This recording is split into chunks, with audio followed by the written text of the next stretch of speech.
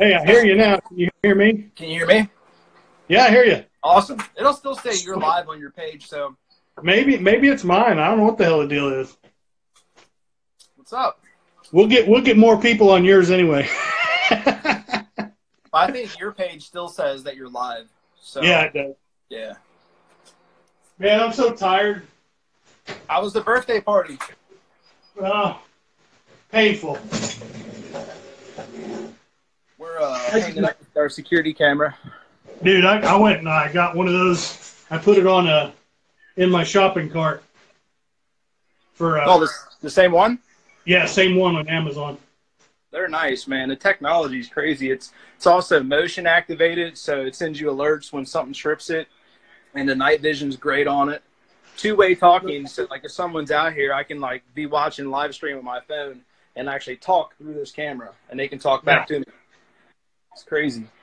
I need one of those for my house. It's got a real good picture. Yo, kid. Yeah, I know the picture looked really awesome. So it'll be cool. I'll use the videos from that for my content. That's my new camera for YouTube. That'd be pretty good right there. When you're in a real snake room, you know, you sweat a little bit. You don't I know, right. Yeah. Angle it down just a little bit, maybe. Yeah, so we that's what I did. I cooled it down here a little bit. We keep it about 80, 82 degrees in there, usually around 80. And that looks good. That looks fine. And now, what do you got to wire it into? You just got to wire it into a wall outlet, or? Yeah, we got it plugged in right here, and we got to screw it into the wall. We'll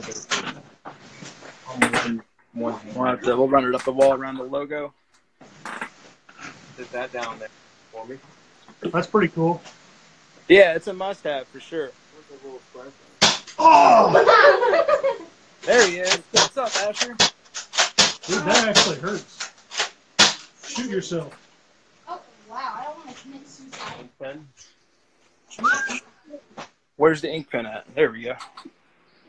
Yeah, so we're going to do a little work today while we're on the live video. Your Instagram's working. Hey there. Well, I had to get on Chris's for it to work. Ours isn't working for some reason. They're all saying hi to you, Asher. So, Asher, I have a question for Asher that I've been meaning to ask him. There you go. Okay, what? So, Asher, when you're an adult, what do you want to do for work? Do you want to be a snake breeder? Yeah. Awesome. That was quick. It was quick, wasn't it? What about a power lifter like your dad? I don't know. I don't think he can hear you. I don't know. What's up, Eric? What? Rock. Got the Mike McGrath shirt on today. I don't know if you noticed Yeah. that. I got this. If anybody wants to get one of these shirts right here, this is my buddy Josh. He lives about 14 miles away from me. Flatland Exotics. Once he reaches 500 followers on Instagram, he's going to give away a shirt. Nice. This is our friend Lily. Hi. And this is our other little friend Maddie. Hi. Hello. They've been jumping around on trampolines all day, and now they're in a pizza Oh coma. gosh, don't do that. That scared me. Yeah, so I got this clutch out here in here. I think there's a deformed baby in it. It looks like one of them's deformed. There's nothing in this. Oh wait, there's a spider. Never mind. There's a frog. We'll have to take a look at it. Spider. Oh, I see the frog. You see? Yeah, there's a I spider. guess we can clear this off. We'll go ahead and get this clutch going. Heck yeah, we're ready. Yeah, so I think they're on day 56 or 57, and we got a couple out. I'm I pretty saw sure them. one A of couple them. of heads were out of the eggs already. There's some babies Noise. right here on the video. Oh. He's pulling babies out. I think one of them's kinked pretty bad. It looks like. Oh yeah.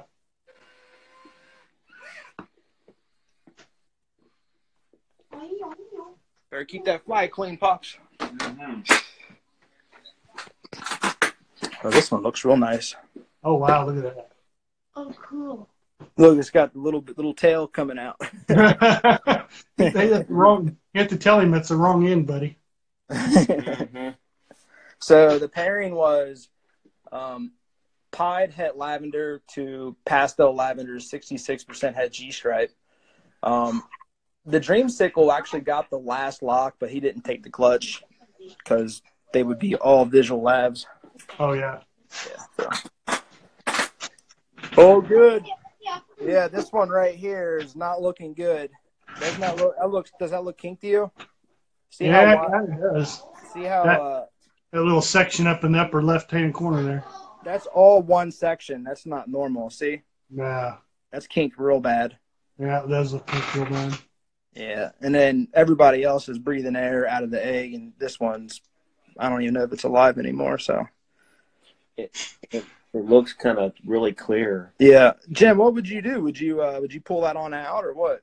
Well, I'd usually, if you can, I'd stick my finger down in there and see if you can pull the head out a little bit. Usually, if you stick your finger, if you stick your finger down in there, you can feel whether there's still a lot of yolk in there. Yeah. And hell, you've seen Jay with his retics. I mean, that guy, he just reaches in and pulls the whole damn snake out. But yeah. Yeah, that's kinked real bad. I guess it happens, right? I don't know. Yeah, that happens. Hey, it happened to me last year, and then I had a clown that was completely dead. So, I mean, it just happens. If everybody thinks they're going to have 100% rate, then they're just delusional. Right.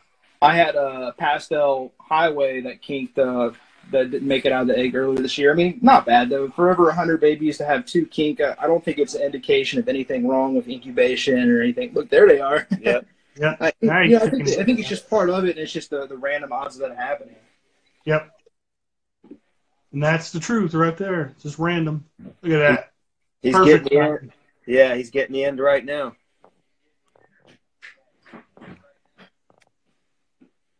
That's awesome. But yeah, I'd stick my finger in there and see if you can break that sac around the head and see if it'll move around any. There's probably no hook for it anyway, but yeah, give it a go, Chris. Yeah. I'm gonna get into the scissors. These are getting super dull. Can you grab that? What's up, Pops? How you doing, buddy? Hey, doing just great today, man. Yeah, we cleaned the rats this morning, and we fed the collection today. So it's been a busy day. There's the head right there. Yeah, I can see the head. Oh yeah, it's kinked pretty good, isn't it? Oh yeah.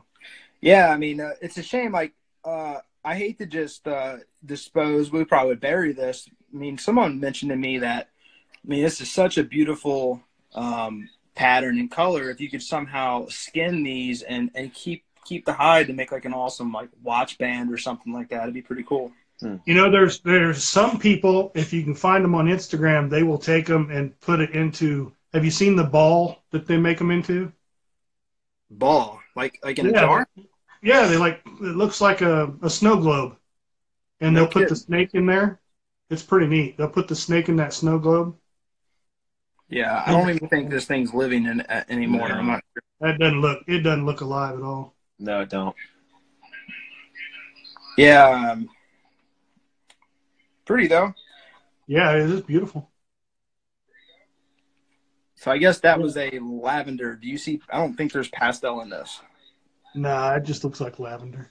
It's my first time hatching labs. Sometimes you got to wait a couple sheds to really see them come out too. Yeah, they look great as adults though, man. Oh yeah. Actually, so we'll go ahead and we'll cut the rest of these open a little bit. Okay. I'm hoping for females.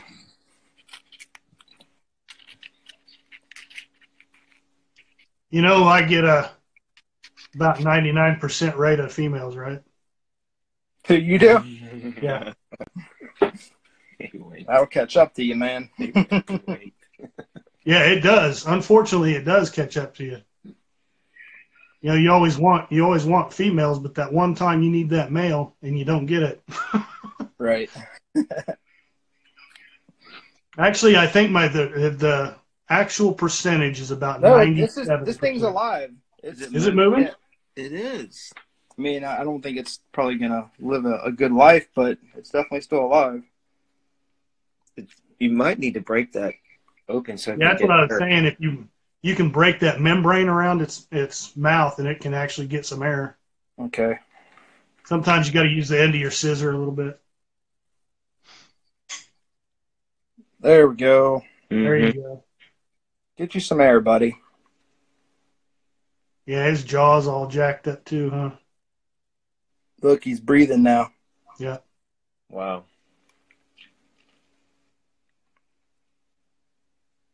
Let's see.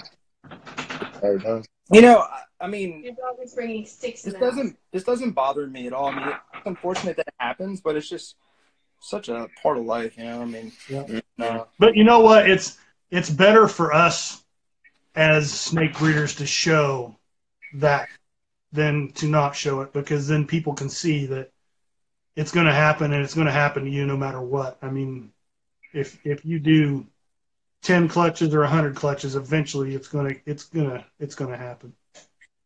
for sure. I had a clutch 2016. It was what was the pairing? It was pastel clown to spider, and I don't know what caused it or what happened, but I think it was 10 eggs, and every single baby was like missing eyes, and they had the duck bills. It was bad. Yeah, it was just a weird clutch, wasn't it? Yeah, the clutch before and after hatched out just fine. Yeah, so great. I don't know if it has something to do with the genetics or what. That's wild. So these are all double het lab pieds, and then if she proves out to be G-stripe, they could be triple hets. It'd be pretty cool.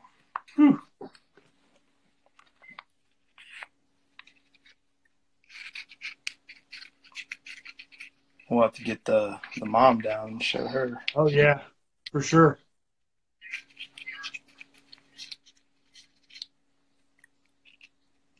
I'd say that's probably a pastel. Oh yeah. You can see the orange in it. Very nice. Yeah, I picked up the 3 pastel lavenders. 66% had stripes from Ralph Davis. They're 2014s. I got them in 15 from him. That's the last one, right? Yep, that's it. So this one's super nice. That's beautiful. I like that dorsal stripe. Or not stripe, the dorsal pattern. Mm-hmm. Yeah. All those little dots down its back. Yeah, it's awesome. Well, I got to find out if this is a male or female right now. You're as bad as me. That's what I do too. Now, Wash them off a little bit and pop them. This one's head that kind of has That's an like, interesting top plate there. dude, See that? there's like nothing there. Is it a scaleless head? Wow. Yeah, you should see the pied that I have a pied that I had to send pictures to Winston about because he may be a form of scaleless head. No kidding. I couldn't believe it. You know, everybody's like, "Oh, it's just a scar. It's just a scar." I was like, "No, he's had the same spot on his head since he was a baby." And I kept 2 of his offspring back from 2 years ago, so I'm hoping by next year I'll be able to try and prove it out. It'd be pretty awesome to have some scaleless pieds. Heck yeah, man. Shoot me a picture of that. It's awesome. I know the lavenders that I have, their heads seem to be a little bit more wide. They definitely have big heads, and I mean this he definitely has scales. The head plate's kind of weird though on this one. It's a little lifted. And there's no pattern on the head too. That's really cool. Maybe it's het G-stripe too, perhaps. All right, let's see if I can pop this. It's very slimy. Yeah, that's the worst part when they come out of the egg, the sliminess. That, and they're trying to usually pee as well. It's almost impossible to find out their sex out of the egg. I usually dip them in the water and let them wash off, and then I do it. Pretty sure that's a male. Should have had a tub ready. But yeah, this one, it's not having a good day. But hey, at least he was able to breathe. Right. Yeah, I'll see if I can find that picture of that. It was on Instagram, but they had taken like a snow globe, and it's called a wet something. I can't remember, but they put the snake inside that globe. And it's probably whatever embalming fluid or whatever they use. Right. Inside the globe, but it looked really cool. Did they put the snow in it too, Jim? No, it's just the snake inside the globe with water. I want to get these back in the incubator. Yeah. We can always put them in a tub a little later. Wet specimen? Is that what it's called? Is wet specimen? For what? in that. Blood Royal just said wet specimen. Oh, Geary said he sent, or they, I don't know if it's a he or she. Geary just said, I've sent you the links, bro. Check it. All right. That might be the one. Chandler wants to see it. Let's see if I don't know if you guys will be able to see it or not. Let me see if I get it. All right. Here's Mom. You want to show the mom, Dad? Yeah. All right, here's. Oh, if I can get his head up there to where anybody can even see it or not. What part of the head is it? Is it like towards the back or the front? It's the very top center. Yeah, I can see the color change there. It's right in that color change. He's got scales missing. What's up, It's Mr. hard to- Alonzo? And then there's also on the vent down here, it was split on the second one. And Right, I've heard the scaleless heads have a split vent as well. Yeah, the split vent. But yeah, they just age so well. I mean, their color's insane. I love them.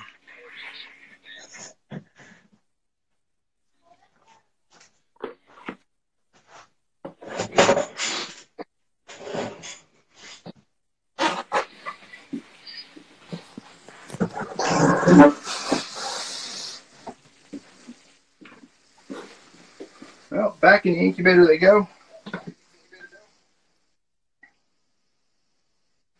What's up, Erica? I just told him that this is Erica right here. That's her husband's. Her and her husband do this, and the kids. Okay. But this is their shirt. So when they reach 500 followers, guys, they're going to give this shirt away. That's Pretty a nice cool shirt. It's That is and very- they get their shirts at the same place I get mine, or let me rephrase that. I get my shirts at the same place they get theirs because he's the one that sent me there. Yeah. Jim, do you cut your eggs? Yep. Yeah, Sure do.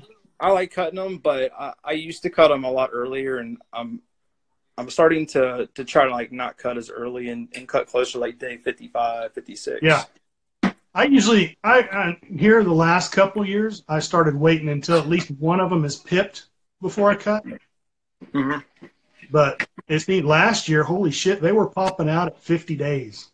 No kidding. I mean, straight up, heads out, ready to come out of the egg. 55 days, they were out of the freaking egg, every single one of them. I didn't even hardly get a chance to cut any eggs last year. They were out so quick. What temperature do you incubate at? That's a trade secret. We'll have to go to DMs over that. No, no, I don't have any trade secrets. I'll tell anybody anything. And I don't have any secret snakes. I'll tell anybody anything, and everybody knows that. It Now, doesn't really matter. You tell people Yeah, it doesn't anything. matter. Hardly anybody executes anyway, so Right. you can tell anybody And all I'll your tell you, secrets. and it's a thing that a few of us guys have been doing for a long time, and they'll say that ball pythons are not temperature sensitive to sex, but I think that's a load of shit. I think most reptiles are. And with what we've gathered data-wise, we've proved that if you keep your temps at 90 and real high humidity, I think the humidity and the temp is what does it more than anything. That, like I said, 97% of my offspring are all female. Last year and I didn't have a lot last year. I think I had maybe 50, and I had four males. All Dude, the rest are all females. Wow, that's And sick odds. That's no bullshit. That's fucking every year for me. And any of my friends have seen it, and they don't believe it until they see it too. Wow. So you need to have like a separate incubator that you run at 89 or 88. Yeah, for males. You get some males. Yeah. And I got 2 incubators now. I got my old, and the thing is I got this, and I don't want to mess it up because as soon as I mess it up, one. wait, look at this old ass piece of shit incubator. That's my freaking incubator, and that thing, That thing has been around for about 14 years. Hey, you see what thermostat I use? Look at that. Look at that thermostat. Fancy. That's one of those deals. If it ain't broke, don't fix it. Right. That's true. And the other thing about it is when I built that incubator, I used a heat emitter. I don't have a heat tape. I have one of the big brown heat emitters on a ceramic base at the bottom of the door, and then I have a fan up at the top of the door. The fan only comes on when the heat emitter comes on. So I don't know. I'm positive it's got something to do with the temps and everything else. Yeah, it seems like it. I used to incubate at 90 degrees, and it did seem like for that year I was actually getting more females. I had a clutch of 9 that was all females when I was incubating at 90 degrees. And then I don't know, for whatever reason, I dropped it down to 89 just to kind of give me more cushion if it were to raise up for some reason. And now I'm getting like 50, so you might be onto something there, Jim. And Gavin did it. I don't know if he did it last year, but I was talking to him about it, and he's going to try it too. But I don't know. Do you know Jason Nelson? Jason who? Nelson in California. I don't think so.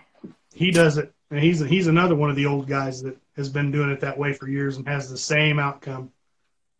Wow, I want to try that. The thing is, I have clutches in there. I don't know if it would cause any issues if I raise it up 1 degree. I don't know if that would be like a spike or not. I don't know if it would be a spike. It'd probably be fine. Where's the eye candy? Okay. The eye candy's coming in the snake room. Hold on. She's right here. Let's do some eye candy, man. Yeah, here. There's the eye candy. She's covering her face.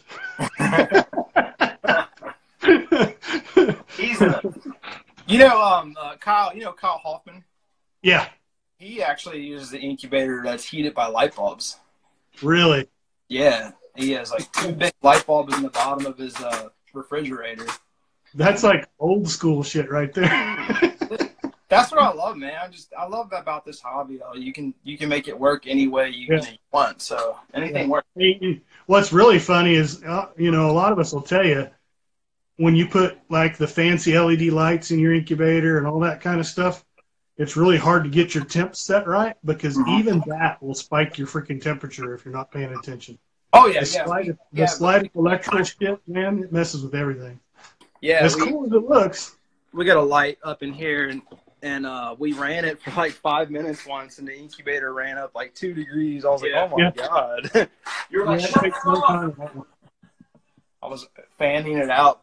I don't know if you've ever saw this. We I got we have mason jars down here at the bottom filled with water, and instead of the water bottles, that's not water.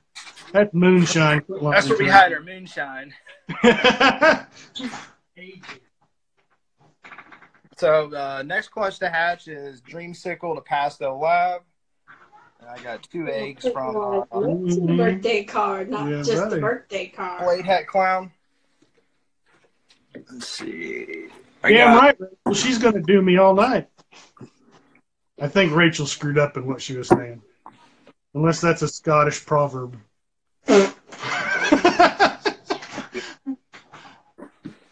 What kind of bedding do you use, Jim? I use Reptizorb liners. So I don't use any bedding. So you're always changing them out. Yep. Always. Let me tell you, you got to keep on top of it. Oh yeah, yeah. It's what you're every. But you know what? It's to me it's easier because I can clean a tub in 20 seconds instead. Yeah, it is easier. Go wash it. I can pull a peed-in tub, grab and see. I use 25% water, or no, I use 25% hydrogen peroxide, and then alcohol, and then 50% water in one of these. And I just spray the tub down, wipe it out, and I'm done. Nice. The coconut mulch is more of a pain to wash because it kind of kinks the tub with that dust. Yeah. You almost have to rinse it out with water first and then clean it. So it's nice for spot cleaning, but some people don't like One of my buddies here wanted me to start selling the coconut stuff because technically all the coconuts products are the exact same product. Of course. One tries to say they're better than the other, but my buddy here, dubiaroaches.com, Josh, this guy, he's like really smart and super, super awesome. He went to Sri Lanka and checked it all out. You got one or two guys out there just sitting there husking coconuts all day long. These guys literally get paid pennies to do this. They haul all this coconut husk on the back of a little motorcycle to wherever they're going, dump it off. It all goes to the same place. And then the stuff that people put around their bushes, that's the same stuff too. It's just not food grade coconut. Yeah, well, we use our coconut mulch for landscaping after we're done with it. I did. You know what? He wanted me to start selling it at shows, and I don't sell it unless I use it. So I went ahead and gave it a shot and put it all in my tubs, and I used it for a long time, probably about 6 months. And I like it. The humidity's nice, but it makes me lazy. It really does. It makes me super lazy because, like you say, all you really have to do is spot clean. You can spot clean forever, but what you're not getting with that spot cleaning is all the pee. And you have a 3,000 gram female in there pissing, and you can't tell it really if you have a lot of coconut. If you have a good 1.5 inch coconut, you're not seeing all the urate and all the nastiness that's in there. Right. I agree. I guess different keepers have different thresholds for what they're willing to put up with as far as, how much they're getting out. I'm fairly lax about it, and I used to be like super, super anal about keeping everything like super, super clean. And of course, I'll spot clean and disinfect the spot underneath it. But yeah, I'll bet for sure you definitely do not get all of the pee urates. You just don't. But I've also had no issues. I've not had one sick snake ever. And I'm getting tons of eggs and they're eating good. So, it's just personal preference. It all works. Yeah, it doesn't matter what you use, and I don't know if you've noticed, but there's a big trend going on now. Everybody's using puppy pee pads. Have you seen that? Is that similar to what you're using, the liners? No, the liners are more like I like to explain it like a felt paper. The liners are like thick. They're more like a felt paper. Oh, really? Huh. And they'll soak up quite a bit of the pee. Yeah, when they pee, we used to use paper towels, man. When they pee over the heat tape, I really smell your room real quick. The thing I hate about paper towels is, like my babies back there right now, they're on paper towels because I haven't put my order in for a new Reptisorb. I got about this much Reptisorb left. And you can buy, they make them in all sizes. And it's all pre-cut, so you don't have to do anything. So I got the 6-quart ones. Well, I ran out of the 6-quart ones, so I went back to I use these ones, the ones that are quartered. So I use 4 of those at a time. But as soon as they pee and as soon as the heat kicks in, I don't know if you've noticed, but those towels dry out so fast and they stick to the tub, and it's so gross. It is, man. It's rough. I hate using paper towels. It almost looks like it burns. It's weird. I know exactly what you're talking about. Do you get those from Superior Shipping Supplies? Yeah. That's the only place that's got them. I bought I bought boxes to ship last week, and I was pricing Superior Shipping Supplies compared to Ship Your Reptiles, and Ship Your Reptiles was considerably cheaper. So I put my order in. I got like 50, 57 by 7 by 6s, 50 12 by 9, a bunch of bags. And Robin Markland calls me up, and he's like, "Hey, man, we're doing some new prototypes." So the foam inserts, and I'm like the first person to get these boxes, apparently. It's like brand new. The inserts are black. The foam inserts are black because they have carbon fiber in them, which increases the R value. Huh. So I was like, okay. And he says the lettering on the box is green now. It's not going to be red. Right. So. Well, I heard they were going to change the lettering anyway. Try it out. I mean, it might be good for wintertime, but then again, sometimes you don't want that extra. I mean, I guess it could also help keep heat out too, in the summer. Yeah. So. I don't know if do you know Jake Milbrandt? Yeah. He lives literally 7 miles away from me. He's the one I got my Orange Dream stuff from.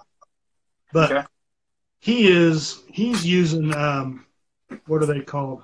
They're like cryo packs.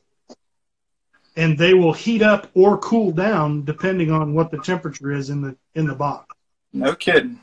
And he actually gives his people a discount or something like that. If I'd have to ask him again to get it specifically right, but if they went, because you can reuse them, I guess, and if they send back the heat pack or whatever to him, he gives them, a percentage back of their shipping cost or something, like 50% of their shipping cost back. Wow. Yeah. That's crazy. I got my Orange Dream Clown from Jake, actually. Did you? Nice. Yeah. Nice Orange Dream stuff. Yeah. Yeah, he's a good guy. Yeah, for sure. Yep. Orange Dream Clown's breeding for me, too. Pretty happy about that. Nice. It's actually, I think I got this female. She's going to be ovulating pretty soon. Little pastel inchy. He's been breeding. Yeah, yeah, you see that ridge at the bottom? Oh, She's yeah. about to ovulate, or already did. Look at the belly. The belly's all funky, too.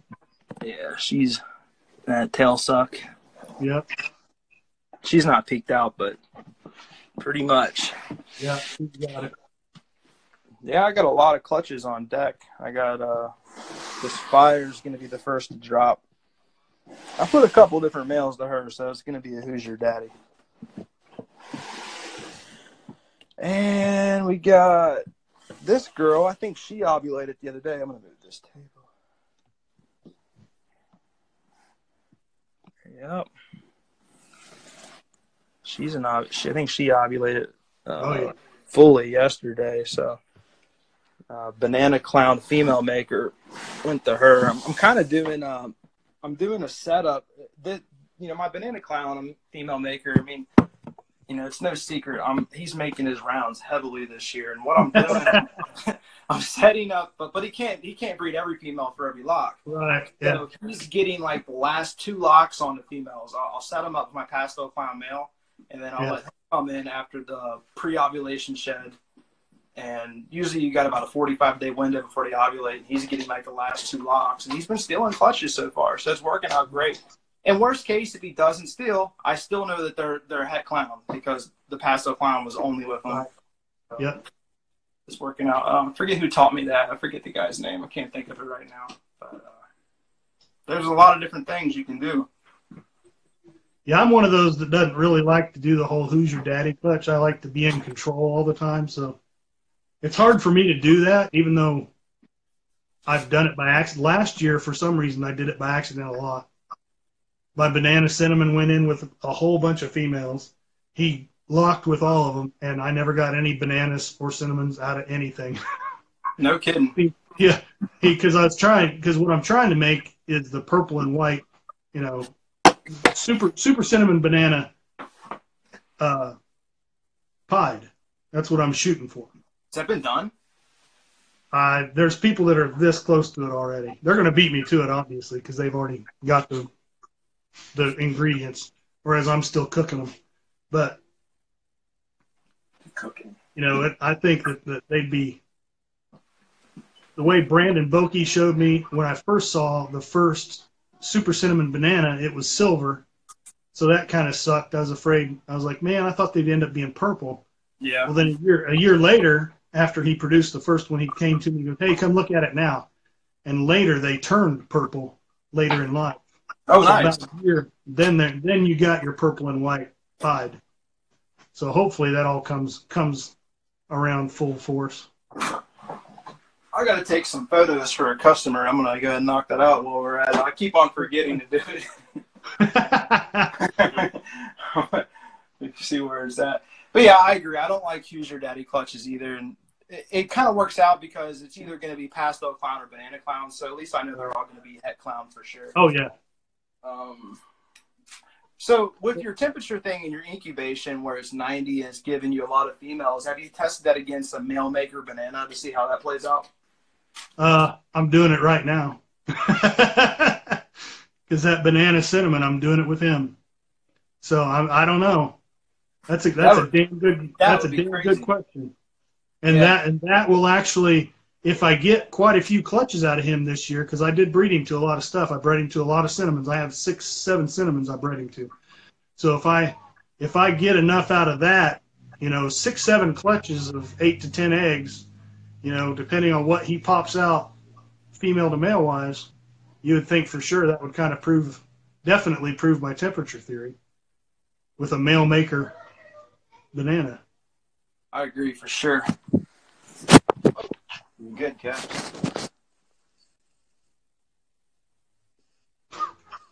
Who's There this you dude? go. GHI Leopard Mojave.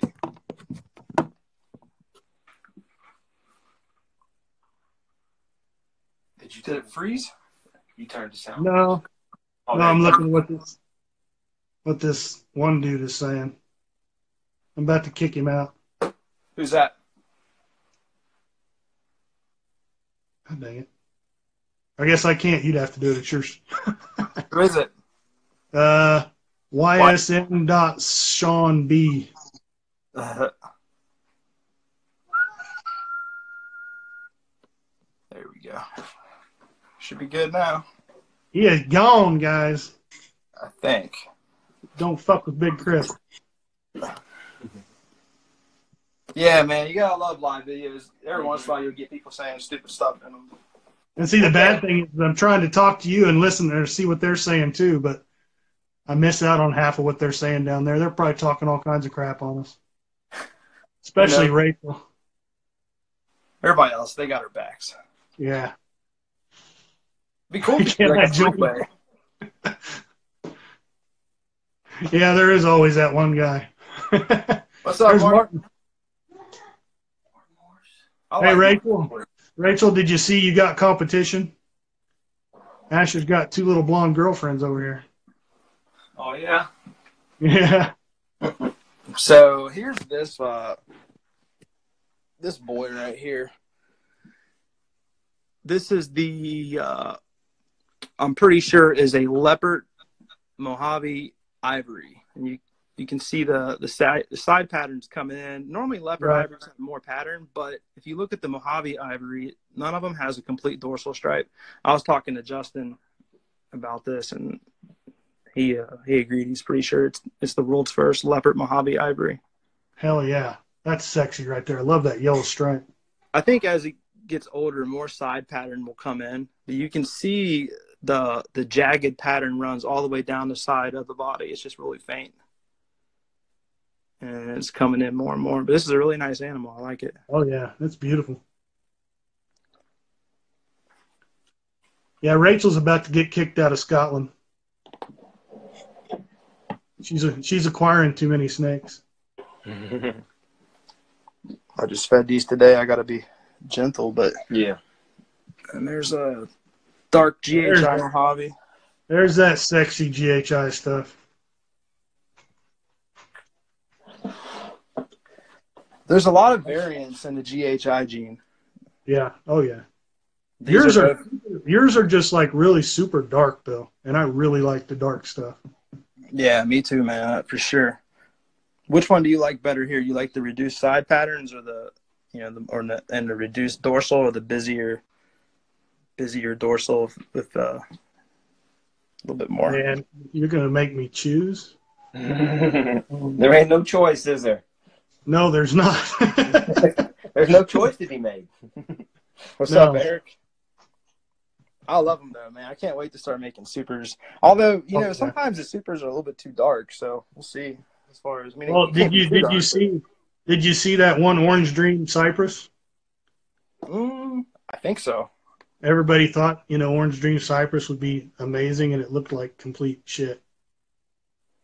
Yeah, but maybe if you make it, super Orange Dream Cypress, that would be. But I'm also wondering what the parents look like, because as well as I do, quality breeds quality, and if he has kind of a crappy Orange Dream, he's going to end up with crappy Orange Dream. Yeah, that's the truth right there for sure. Yeah, like that's why I try not to get if I'm going for something and you see what other people have made, we really try to only bring in top quality, genetics. So, if I make a combo, it's probably going to look a little different, this and that. So don't get discouraged, guys, if you see some shit out there, could be better when you make it. Right. Exactly. And the other thing is, when you do go to pick up your animal, no matter whether it be at a show or somebody's house, look at the animals and shop around a little bit. You know, especially at shows, you know, everybody's going to have different prices. And Chris and I talked about this a little bit, but don't sit there and, I mean, you can haggle with people, but, you know, if this guy's got a quality animal and Joe Blow down the way has got the exact same animal, but looks crappy, don't come back to me and say, hey, Joe Blow down here's got it for $100 less.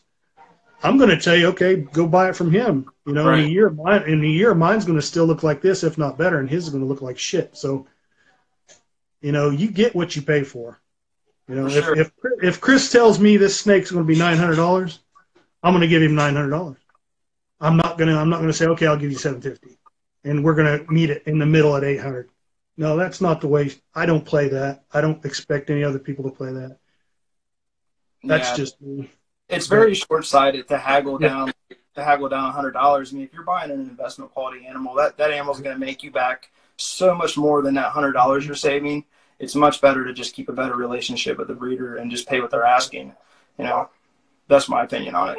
Yeah, another thing for quality in animals, of course, quality in genetics plays a big role, but I think there's a lot of other things that also are inherited, like how well the parents ate, or like the size of the parents typically will be passed on to the offspring. And I'm seeing that in stuff I'm hatching. And I know there's a couple animals in my collection that, like, out of like all of them, there's like two where like they're a little bit smaller, they don't eat as well, and I'm, you know, probably not going to hold any back from them, and I'm actually going to be selling them this year to get them out of the collection, but, you know, just refining it. But you know, or I have some females that, like, I have one girl, she laid 12 eggs at 2.5 years old, so I'm like really excited to hold back her offspring. And I noticed that she has a really big wide head, and the hatchlings also have like a really big wide head, so I expect them to probably give me big clutches just like her. And there's a ton of value in that if that's like genetic to where offspring will have as many eggs like as the mom. Oh yeah, that's huge. You know, that could be like another selling point that you just don't see people talk about much. What's up, Compton? See you, buddy.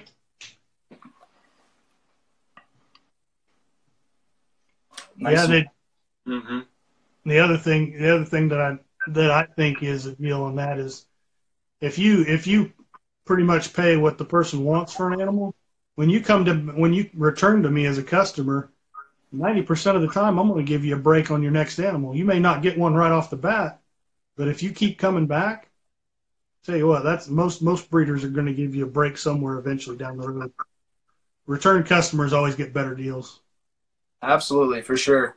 Yeah, I love it. Buying animals is something I really enjoy. Like I enjoy the challenge of picking up like what you want. Like for me, like I'm never just like shopping for animals and buying stuff. Like I'm like usually on wait list before like they're even hatched out, you know. And like usually at the beginning of the year, like I'll create a list of like what I want. And then I'll just go after it, and I'll start networking with different breeders. I'll be hitting up different people. Hey, are you going to be making this? Keep me in mind, this and that. And, you know, I'm getting like pick sent when they're out of the egg versus like if you sleep on stuff, you're just getting the last pick. And like that's like that. I think that's where, you know, you can really get ahead if you plan out what you want and network with breeders before that to get on wait list. You know, and a lot of times people are like, oh, put me on the wait list. 99% of people aren't serious or they don't follow up and execute on that. But like me, like, they know I'm serious. I'm like, I'm buying this animal. And like they name the price and I pay it. Like there's no question, you know what I mean? Because it's like, it's just win-win. Like it's a huge opportunity for me to even get the animal that I want. And, you know, that's just like kind of like the angle that we take when we buy animals. Like I don't really shop and just make impulse buys. So, and I think it's important to make your list like what you want to have something to like aim for. I made my list last year. It was like 5 different males, and I somehow managed to get all 5 of them. So, and when I made the list, they weren't created yet. So, it was. Oh, that's what I've done. I mean, look how long, dude. How many people got GHI now? Everybody. Who doesn't? This guy. I've been sitting here waiting and waiting and waiting. I keep saying, well, I want this one. No, I need that one. I want that one. No. And I know who I'm getting them from. That's for sure. One's coming from a guy that we're talking to right now, and the other one's coming from McGrath. And I appreciate the referral last week with your buddy. Yeah, buddy, no problem. For sure, appreciate that. Tim's over there at Jake's right now. Yeah, Tim and another guy that I know, they're over at Jake's cleaning all his stuff because they've racked up such a bill with him. they gotta go clean all of Jake's snakes. I probably should go over there too because I still owe him money. So Jim, how far in advance do you like what is where are you at like in your mind as far as your breeding program? Like how many years out are you like very present to the moment with it? Or are you like 3, 5, 10 years out? Like how do you kind of like angle that as far as like your approach? On my approach, I'm right on schedule with what I wanted. Now, of course, I started all over 7 years ago. That was completely unplanned. But yeah, I bet. Flukes happen. But with what I've got now, I have done a few impulse buys, like you said, and my damn impulse buys never work out for me. Never. It's something I'm like, oh man, I got to have that. And I snag it real quick. Dumbest shit I could ever do because I never use the animal. I got an Orange Dream pastel spider sitting here. That's a good looking animal, but I don't like Orange Dream and pastel together. I think it's a waste. So why did I buy this animal? Stupid. But like I know I love cinnamons. I love super cinnamons, even though there's problems. And I know that I want that super cinnamon banana. And then I thought, okay, it would be totally awesome to have super cinnamon banana pieds. So every move that I've made I don't have a lot of them, but I've made my move to make that super cinnamon banana pied. That's been probably the biggest out of everything that I've went for. The rest is just little things that I've always wanted, like my super fires, whether, they sell or not, I'll keep them kind of thing because I've always wanted them. They'll sell. Oh, yeah, they sell. They sell quick. Any white snake sells. Oh, yeah. They do well on social media, too. They always get a lot of. Oh, yeah. Yeah, any step that I've made on what breeding plan I've wanted, I haven't accomplished it, but I have all the pieces to make it. Right, and then there's just time, patience for sure. Yeah, there's like a lot of steps to it depending on your approach. Like, I'm going to be starting up some recessive projects that I'm not even in yet, hopefully in like 18 or 19. Or you can like look at what we just looked at today with these dreamsicles. So I started off with, I was lucky enough to get a pied het lab to a visual lab. So it's kind of ground floor sort of, and once I raise them females up, then I'll have to hold back, what they're making. So it's just like step by step by step. And a lot of it is just simply like different waves of holdbacks to move you forward. And like a lot of this is like 3, 5, 10, maybe even like 15 and 20 years. And right. But that's like I remember when I first started, it was intimidating to think that I want to make these, but it's going to literally take me 5 or 6 years. And it was like almost discouraging. But now I freaking love it because it just like tethers you to the future, and like you're like, you have something to look forward to and move towards. So I think that's like one of the best parts about the hobby is like, you can just have like these crazy like dreams and long-term projects, and there's like never any completion. Yeah, there isn't. It's just like constant, and you can like take your own lanes and do it your way. And it's just, I think it's the best hobby on the planet. And you nailed it right there because, like I said, okay, well, I wanted super cinnamons. Well, then I got a cinnamon banana. I'm thinking, okay, now imagine a super cinnamon banana. I was thinking about this stuff before it came out, but I never had, with a family and everything else. And at the time, I was going back to school to finish my degree, so I had no freaking money.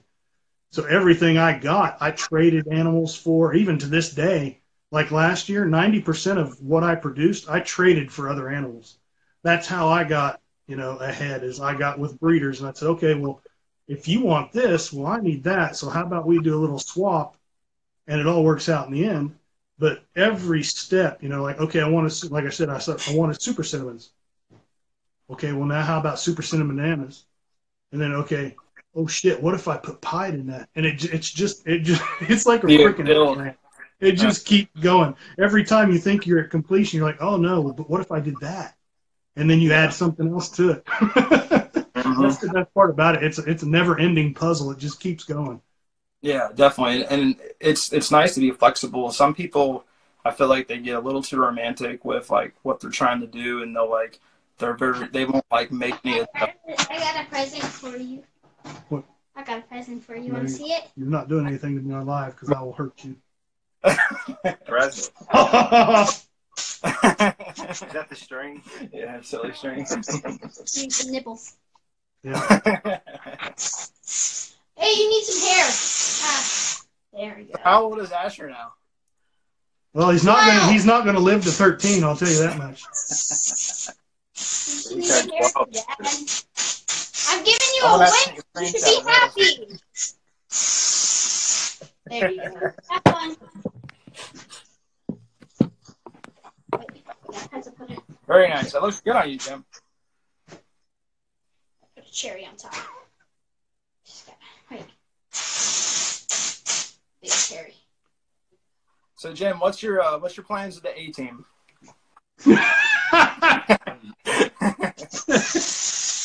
That's a good question. I think I'm going to disband the A team because too many people were mad. Why, that they're not in it? Yeah, I think they got jealous because I didn't add them. Yeah. And what's funny about it is it was just a joke. It was a complete joke. It's not me going out there saying that we're better than anybody. I mean, look, Miguel knows. Miguel's a complete noob. Chris is a complete noob. I mean, it's not like we're experienced. I mean, me and McGrath and Hardy are experienced, but we weren't saying we were better. I was the one that made the video. I'll take complete. Did you get any hate from the video? Oh, I got a lot of hate. I got a lot of hate. Well, the Birdie gang win. We thought it was pretty funny. We liked it. I thought it was freaking hilarious. We got a little something special coming in a couple weeks. Okay. I'm giving him a haircut. I think he's empty. Yeah. He's out of ammunition. You're probably gonna get that all on me while I'm playing a game. I was in the middle of scooping cookie dough out, and he kind of sprays me. Oh, he got you too? Yeah. She was making cookies and he nailed her. What you say? So, let me show you. I'm going to show you how I prepare my coconut mulch. I don't do it like Justin showed in his video. I mean, I think that's like the quickest, most efficient way to do it. But for me, like, it just kind of gets it too wet, and a lot of times I wait to the last minute to prepare it, and I need it like right now.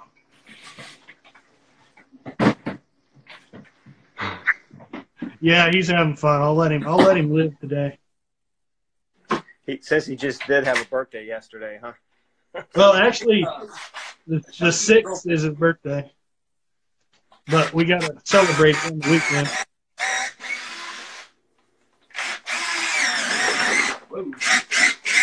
You know what?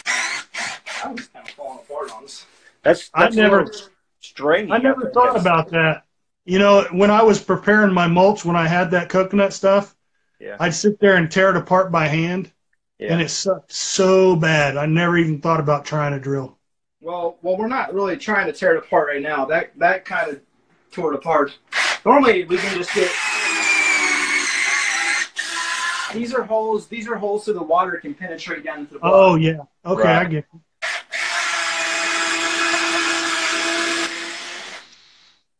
I find it a little hard to believe that there's just 2 guys husking coconuts for the entire reptile community. Yeah, it's ridiculous. I'm sure there's more than 2, but that was just an exaggeration. Right. Yeah. That was just me telling you what the process is.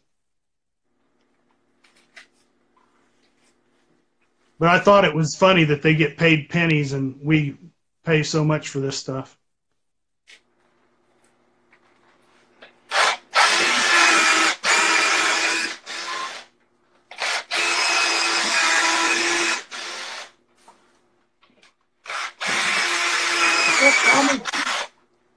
There's part of the A team right there. This one's a little stringy. That is stringy. But I don't mean if it's fibery or stringy, it don't bother me at all. I don't care. It don't need to be all the big chips. Right. So Water. what do you usually put, like a half a gallon of water? Well, the block sizes vary. This one's kind of a little bit bigger. Some of them just have bigger blocks than the others. And just take a gallon of water and just pour it over it. And then I'll just let it sit there for like a couple hours or whatever. And then it'll soak all the water up. And then it just breaks up real easy. But I can control how much water I'm putting on it. I mean, when I did it Justin's method, it just, I mean, maybe I submerged it too long, but it just had to be turned for like a week straight. And I don't know, I don't like turning it every day. And when you say turn it, you mean that just helps dry it out? Once it's broke up, you have to, yeah. The top layer will dry, but then you have to like bring the bottom up to the top so that it can dry. And I'll just take get it down on the sides. I'll get each side wet. I'll do about a gallon. Mm-hmm.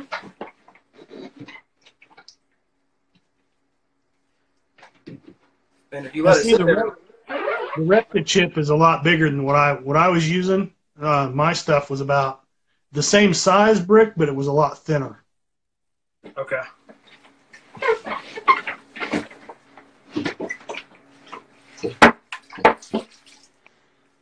So was that a whole gallon? Yeah. Now you can see it doesn't soak it all up. There's like literally like a half inch of water at the bottom of this. Yeah. Yeah. So it'll.